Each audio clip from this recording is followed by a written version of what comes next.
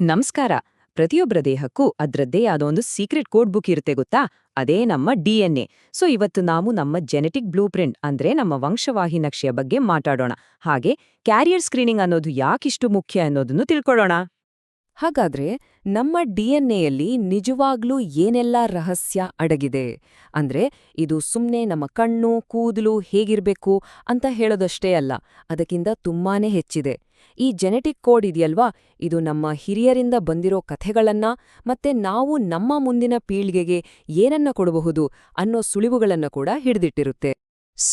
ಒಂದು family plan ಮಾಡ್ಬೇಕಾದ್ರೆ ನಮ್ಮ ಸದ್ಯದ ಆರೋಗ್ಯದ ಬಗ್ಗೆ ಮಾತ್ರ ಯೋಚನೆ ಮಾಡಿದ್ರೆ ಸಾಕಾಗಲ್ಲ. ನಮ್ಮ ಜೆನೆಟಿಕ್ ಬ್ಲೂ ಪ್ರಿಂಟ್ ಅಂದ್ರೆ ನಮ್ಮ ಡಿಎನ್ಎ ಒಳಗಡೆ ಏನಿದೆ ಅಂತ ತಿಳ್ಕೊಳ್ಳೋದು ಕೂಡ ಅಷ್ಟೇ ಇಂಪಾರ್ಟೆಂಟ್. ಯಾಕಂದ್ರೆ ನಮ್ಗೇ ಗೊತ್ತಿಲ್ಲದ ಹಾಗೆ ಕೆಲವು ಜೀನ್ ಬದಲಾವಣೆಗಳು ಸೈಲೆಂಟ್ ಆಗಿ ನಮ್ಮ ಮಕ್ಕಳಿಗೂ ಪಾಸಾಗೋ ಚಾನ್ಸ್ ಇರುತ್ತೆ. ಇದನ್ನ ಅರ್ಥ ಮಾಡ್ಕೊಳ್ಳೋದು ತುಂಬಾ ಸಿಂಪಲ್. ನಮ್ಮಲ್ಲಿರೋ ಪ್ರತಿಯೊಂದು ಜೀನ್ಗೂ 2 ಕಾಪಿಗಳಿರುತ್ತೆ. ಒಂದು ಅಮ್ಮನಿಂದ ಬಂದಿದ್ರೆ ಇನ್ನೊಂದು ಅಪ್ಪನಿಂದ ಬಂದಿರುತ್ತೆ. ಇದು ಜೆನೆಟಿಕ್ಸ್ನ ಬೇಸಿಕ್ ರೂಲ್. ಸರಿ, ಹಾಗಾದ್ರೆ ಈ ಕ್ಯಾರಿಯರ್ ಸ್ಟೇಟಸ್ ಅಂದ್ರೆ ಏನು? ಈ ಪದವನ್ನ ನಾವು ಪದೇ ಪದೇ ಕೇಳ್ತೇವೆ. ಬನ್ನಿ, ನಮ್ಮ ಜೆನೆಟಿಕ್ ಕೋಡ್ನ ಈ ಮುಖ್ಯವಾದ ಪದದ ಅರ್ಥ ಏನು ಅಂತ ಈಗ ನೋಡೋಣ. ಕ್ಯಾರಿಯರ್ ಅಂದ್ರೆ ಒಬ್ಬ ವ್ಯಕ್ತಿಯಲ್ಲಿ ಒಂದು ಜೀನ್ನ 2 ಕಾಪಿಗಳಿರುತ್ತಲ್ಲ, ಅದರಲ್ಲಿ ಒಂದು ಕಾಪಿ ಸರಿ ಇರಲ್ಲ, ಆದ್ರೆ ಇನ್ನೊಂದು ಪರ್ಫೆಕ್ಟಾಗಿ ಕೆಲಸ ಮಾಡ್ತಾ ಇರುತ್ತೆ. ಇದನ್ನ ಹೀಗೆಂದ್ಕೊಳ್ಳಿ, ಹತ್ರ ಒಂದು ಟಾರ್ಚ್ ಇದೆ, ಅದಕ್ಕೆ 2 ಬ್ಯಾಟ್ರಿ ಬೇಕು. ಒಂದು ವೇಳೆ ಒಂದು ಬ್ಯಾಟ್ರಿ ವೀಕ್ ಆಗಿದ್ರೂ ಇನ್ನೊಂದು ಬ್ಯಾಟ್ರಿ ಚೆನ್ನಾಗಿದ್ರೆ ಟಾರ್ಚ್ ಆನ್ ಆಗುತ್ತೆ ಅಲ್ವಾ? ಇದು ಕೂಡ ಹಾಗೇನೆ. ಇಲ್ಲಿ ನಾವು ಗಮನಿಸಬೇಕಾದ ಅತಿ ಮುಖ್ಯವಾದ ವಿಷಯ ಅಂದ್ರೆ ಹೆಚ್ಚಿನ ಕ್ಯಾರಿಯರ್ಗಳು ಕಂಪ್ಲೀಟ್ ಆಗಿ ಆರೋಗ್ಯವಾಗಿರ್ತಾರೆ. ಯಾಕಂದ್ರೆ ಅವರಲ್ಲಿರೋ ಒಂದು ಹೆಲ್ದಿ ಜೀನ್ ಇದೆಯಲ್ಲ, ಅದು ಆ ಬದಲಾದ ಜೀನ್ ಮಾಡ್ಬೇಕಾದ ಕೆಲಸವನ್ನು ನಿಭಾಯಿಸುತ್ತೆ. ಹಾಗಾಗಿ ಅವರಲ್ಲಿ ರೋಗದ ಯಾವ ಲಕ್ಷಣಗಳು ಕಾಣಿಸೋದಿಲ್ಲ. ಓಕೆ, ಈಗ ವಂಶವಾಹಿಗಳು ಹೇಗೆ ಕೆಲಸ ಮಾಡುತ್ತವೆ ಅನ್ನೋ ರೂಲ್ಸ್ ಬಗ್ಗೆ ನೋಡೋಣ. ಇದು ಒಂಥರ ಸಿಂಪಲ್ ಮ್ಯಾಥ್ಸ್ ಇದ್ದ ಹಾಗೆ. ಪೇರೆಂಟ್ಸಿಂದ ಮಕ್ಕಳಿಗೆ ಗುಣಗಳು ಹೇಗೆ ಪಾಸಾಗುತ್ತೆ ಅನ್ನೋದನ್ನ ಇದೇ ರೂಲ್ಸ್ ಡಿಸೈಡ್ ಮಾಡುತ್ತೆ. ವಂಶವಾಹಿಗಳು ಪಾಸಾಗೋದ್ರಲ್ಲಿ ಮುಖ್ಯವಾಗಿ 2 ರೀತಿ ಇದೆ. ಒಂದು ರಿಸೆಸಿವ್. ಇಲ್ಲಿ ಒಂದು ಕಂಡೀಷನ್ ಕಾಣಿಸ್ಕೊಳ್ಬೇಕು ಅಂದ್ರೆ ಅಪ್ಪ ಅಮ್ಮ ಇಬ್ರಲ್ಲಿಂದಲೂ ಆ ಬದಲಾದ ಜೀನ್ ಬರ್ಬೇಕು. ಇನ್ನೊಂದು ಡಾಮಿನೆಂಟ್. ಇಲ್ಲಿ ಪೇರೆಂಟ್ಸಲ್ಲಿ ಯಾರಾದ್ರೂ ಒಬ್ರಿಂದ ಆ ಜೀನ್ ಬಂದ್ರೂ ಸಾಕು.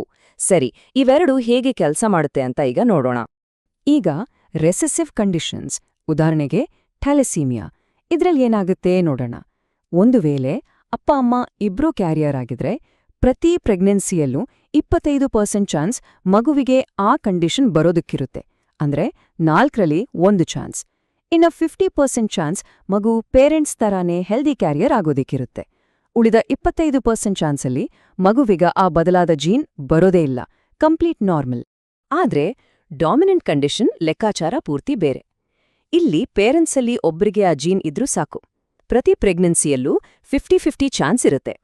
ಅಂದ್ರೆ 50% ಚಾನ್ಸ್ ಮಗುವಿಗೆ ಆ ಕಂಡೀಷನ್ ಬರಬಹುದು, 50% ಚಾನ್ಸ್ ಬರ್ದೇ ಇರಬಹುದು. ಇದು ಪಕ್ಕಾ ಒಂದು ಕಾಯಿನ್ ಟಾಸ್ ಮಾಡಿದ ಹಾಗೆ. ಸರಿ, ಇದೆಲ್ಲ ತಿಳ್ಕೊಂಡ್ವಿ. ಆದ್ರೆ ಈ ಮಾಹಿತಿ ಇಟ್ಕೊಂಡು ನಾವೇನ್ ಮಾಡಬಹುದು? ಇದರ ಪವರ್ ಏನು? ಜೆನೆಟಿಕ್ ಸ್ಕ್ರೀನಿಂಗ್ ಅನ್ನೋದು ಯಾಕೆ ತುಂಬಾನೇ ಬೆಲೆ ಬಾಳುವ ಒಂದು ಆಪ್ಷನ್ ಆಗತ್ತೆ ಅಂತ ಈಗ ಮಾತಾಡೋಣ. ಇಲ್ಲೊಂದು ಶಾಕಿಂಗ್ ಆದ್ರೂ ತುಂಬಾನೇ ಇಂಪಾರ್ಟೆಂಟ್ ಆದ ವಿಷಯ ಇದೆ. ಅದೇನಂದ್ರೆ ಜೆನೆಟಿಕ್ ಕಂಡೀಷನ್ ಜೊತೆ ಹುಟ್ಟೋ ಬಹುತೇಕ ಮಕ್ಕಳಿಗೆ ಆ ಸಮಸ್ಯೆಯ ಯಾವುದೇ ಫ್ಯಾಮಿಲಿ ಹಿಸ್ಟ್ರಿನೇ ಇರೋದಿಲ್ಲ. ಇದರ ಅರ್ಥ ಏನ್ ಗೊತ್ತಾ? ನಮ್ಮ ಫ್ಯಾಮಿಲಿಯಲ್ಲಿ ಯಾರಿಗೂ ಈ ಥರ ಆಗಿಲ್ಲ, ಹಾಗಾಗಿ ನಮ್ಗೇನೋ ಆಗಲ್ಲ ಅಂತ ಅನ್ಕೊಳ್ಳೋಕ್ಕಾಗಲ್ಲ. ಇದೇ ಕಾರಣಕ್ಕೆ ಸ್ಕ್ರೀನಿಂಗ್ ತುಂಬಾ ಮುಖ್ಯ ಆಗೋದು. ಸ್ಕ್ರೀನಿಂಗ್ ಮಾಡ್ಸೋದ್ರಿಂದ 3 ದೊಡ್ಡ ಬೆನಿಫಿಟ್ಸ್ ಇದೆ. ಒಂದು, ಇದು ನಮ್ಗೆ ಮುಂದೆ ಏನ್ ಮಾಡ್ಬೇಕು ಅಂತ ಡಿಸೈಡ್ ಮಾಡಕ್ಕೆ ಬೇರೆ ಬೇರೆ ಆಪ್ಷನ್ಸ್ ಕೊಡುತ್ತೆ. 2, ಒಂದ್ ವೇಳೆ ರಿಸ್ಕ್ ಇದೆ ಅಂತ ಗೊತ್ತಾದ್ರೆ ಮಗುವಿನ ಕೇರ್ಗೆ ಮೊದಲೇ ರೆಡಿಯಾಗಕ್ಕೆ ಹೆಲ್ಪ್ ಮಾಡುತ್ತೆ. ಎಲ್ಲಕ್ಕಿಂತ ಮುಖ್ಯವಾಗಿ ಹೆಚ್ಚಿನ ಜೋಡಿಗಳಿಗೆ ಎಲ್ಲ ಸರಿ ಇದೆ ಅನ್ನೋ ಒಂದು ನೆಮ್ಮದಿ ಸಿಗುತ್ತೆ. ಹಾಗಾದ್ರೆ ಈ ಸ್ಕ್ರೀನಿಂಗ್ ಯಾರಿಗೆಲ್ಲ ತುಂಬಾನೇ ರೆಕಮೆಂಡ್ ಮಾಡ್ತಾರೆ? ಮೊದಲನೇದಾಗಿ, ಫ್ಯಾಮಿಲಿಲಿ ಯಾರಿಗಾದ್ರೂ ಜೆನೆಟಿಕ್ ಕಂಡೀಷನ್ ಇದ್ರೆ.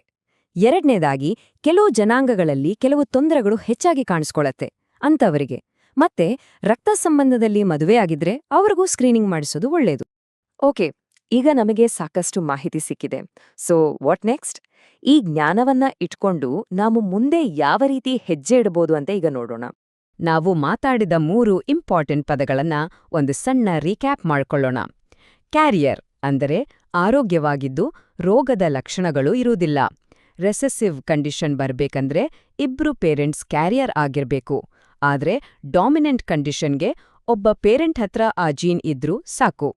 ಇನ್ನು ಇದರ ಪ್ರಾಸೆಸ್ ಕೂಡ ತುಂಬಾನೇ ಸಿಂಪಲ್. ಸ್ಕ್ರೀನಿಂಗ್ ಅಂದ್ರೆ ಅದೇನೋ ದೊಡ್ಡ ವಿಷಯ ಅಲ್ಲ, ಜಸ್ಟ್ ಒಂದು ಬ್ಲಡ್ ಟೆಸ್ಟ್ ಅಥವಾ ಸಲೈವಾ ಸ್ಯಾಂಪಲ್ ಅಷ್ಟೇ. ಇದರ ಬಗ್ಗೆ ಡಾಕ್ಟರ್ ಜೊತೆ ಮಾತಾಡೋದೇ ನಾವು ತಗೋಬೇಕಾದ ಫಸ್ಟ್ ಸ್ಟೆಪ್. ಹಾಗಾದ್ರೆ ಕೊನೆಯದಾಗಿ ಒಂದು ಪ್ರಶ್ನೆ. ನಮ್ಮದೇ ಜೆನೆಟಿಕ್ ಬ್ಲೂಪ್ರಿಂಟ್ ಬಗ್ಗೆ ತಿಳಿದುಕೊಳ್ಳೋದ್ರಿಂದ ನಮಗಾಗಿ ಯಾವ ಹೊಸ ಸಾಧ್ಯತೆಗಳ ಬಾಗಿಲು ತೆರೆಯಬಹುದು? ಯೋಚಿಸಿ, ಇದು ಕೇವಲ ಮಾಹಿತಿಯಲ್ಲ, ಇದು ನಮ್ಮ ಕೈಗೆ ಸಿಕ್ಕ ಒಂದು ದೊಡ್ಡ ಶಕ್ತಿ.